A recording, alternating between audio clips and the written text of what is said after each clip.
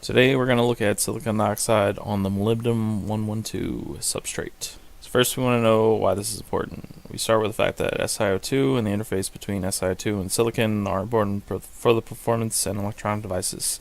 MOSFETs need a small SiO2 layer, but the reliability of the layer is a problem. The interface layer needs to be understood, and because SiO2 MO and SiO2 silicon interfaces are both high quality interfaces that have much in common, the SiO2 MO system can be used to model a thin, well-ored silica film. But why do they use MO112 substrate? Well, initially they used MO100 and MO110 substrates, with MO being chosen because a small surface offers greater flexibility in thermal processing when compared with SiO2 silicon system. Problem is that these two substrates cause amorphous layers to form, and a crystalline structure is needed to control the structural aspects of the model catalyst. MO112 allows this crystalline structure to form, which exists at one monolayer. Annealing significantly increases the crystallinity of the film, and you can see this in the lead images. The film and the substrate are simply related, and a commensurate silica layer grows on the MO112 substrate with a C2x2 symmetry. The annealing step is very important. If the temperature is too low, as in images 5 and 6, the surface won't change much and it'll be very rough. As you increase the temperature in step 7, the surface roughness decreases with a step structure forming. At the final annealing temperature in step 8, the surface roughness is further reduced and the steps from step 7 decay. The surface exists in terraces. The high resolution images shows one of the terraces on the surface and shows a unit cell with a C2x2 pattern with respect to the MO112 surface. The surface is significantly smoother than the initial surface of step 5 and 6, with a calculated mean square deflection height of 0.5 angstroms at step 8 compared with 3 angstroms at step 5 and 6.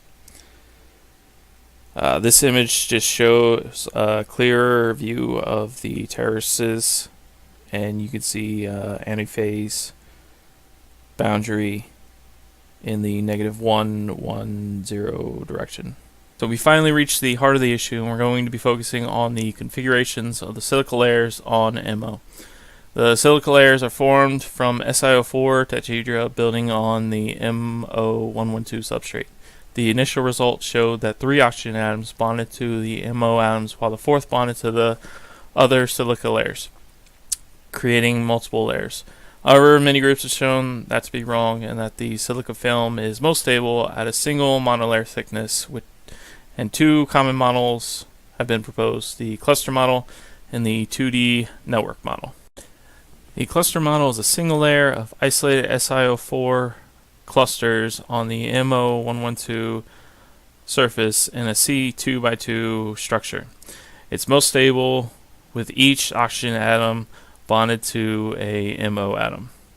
Here you can see the 4 oxygen atoms on the MO surface, and this is the most stable model. The problem started when others failed to validate the results, and many groups dismissed the cluster model as it did not fully explain the experimental results. More recent STM images gave the authors different results that did not fit the initial model.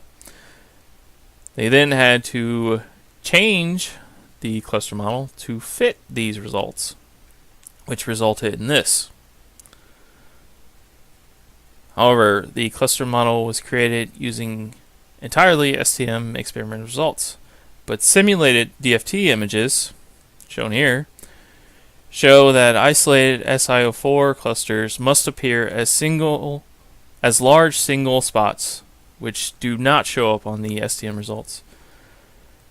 The rationalization for this is that the films used in the experiments were annealed in an oxygen-rich environment, becoming O-rich, and causing the STM images to be influenced by additional oxygen atoms, can be absorbed onto the MO substrate. The 2D network model is the much more widely accepted configuration of silica on the MO substrate. It has been independently derived by multiple teams, and it matches both experimental and theoretical data, unlike the cluster model. From DFT calculations, it is most stable form of SiO2 on the MO112 substrate. It consists of a 2D honeycomb network of SiO4 tetrahedra with a single oxygen atom bonded with the MO atoms on the surface. The other 3 oxygen atoms form inert silicon-oxygen-silicon bonds with the neighboring tetrahedra. The models chosen were based on periodicity that matched lead in STM studies, the hexagonal arrangement seen in STM studies, the simple atomic structure and/or high symmetry from XPS, and infrared reflection absorption spectroscopy studies, fully saturated surface, and a film thickness of only 5 to 8 angstroms from XPS studies. This led to 2 types of models, the 2 monolayer and the single monolayer versions of the 2D network model. These models do not have dangling silicon-oxygen bonds or edge-shared SiO4 tetrahedra strained on the surface. Here we have the 2 monolayer 2D network model. You see 2 different models of it. The most important thing to note is that the oxygen atoms are not bonded to the MO surface. They added additional oxygen atoms to try and bond them to the surface, but they just oxidize the surface. So they're just resting on the surface, and it's still not connected to the surface. Here we have the 1 monolayer 2D network model formed by removing the bottom silicon and oxygen from the 2 monolayer model, with the oxygen atoms pointed towards the MO substrate. 1 oxygen atom from each tetrahedron forms an O-MO bond, and 1 electron is shared with the MO surface, forming silicon-oxygen molybdenum bonds. Here you can see the honeycomb structure, the unit cell, and most importantly, unlike the 2 monolayer model, you can see the oxygen atoms are bonded with the MO atoms. And this is the oxygen atoms in the bridge, the oxygen atoms on top, and the oxygen atoms in the pseudo 3D threefold hollow between the MO atoms. It's a little hard to see, but you can see it. The MO oxygen bond lengths can vary wildly between each one, from 1.91 angstroms to 2.32 angstroms. And this model, the oxygen atoms in the bridge position, is the most stable. You can see that from this graph. It's what I was just talking about, the 1 monolayer model in the top position. This graph is the plot of surface-related free energy of formation as a function of oxygen chemical potential, and the most stable one, until you get right here, where the cluster model actually becomes more stable at very high oxygen partial pressures. Just as a quick side note, the beta crystalloid structure shown here is another model with 3 layers of silicon dioxide. It does not show sufficient agreement with the experiment results, and it was not discussed here because it has a 12 angstrom film thickness, which shows less validity than the cluster model, which is already suspect. As a final note in the 2D network model, here is the previously discussed 1 monolayer with the oxygens in the bridge position. It's the same model between these 2. The only difference is this one was annealed in an oxygen ambient environment and has oxygen atoms on the surface.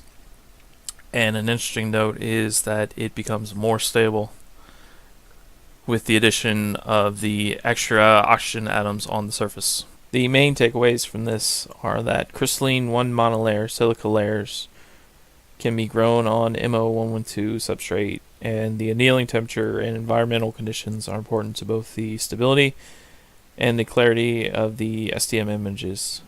This may have affected the cluster model conclusions. It's not enough to rely entirely on experimental results, and multiple techniques should be performed on a single sample to determine the atomic structure of the silica films which is most likely a 2D network model of corner sharing SiO4 tetrahedra with a single oxygen atom bonded to the ammo atoms in the bridge site.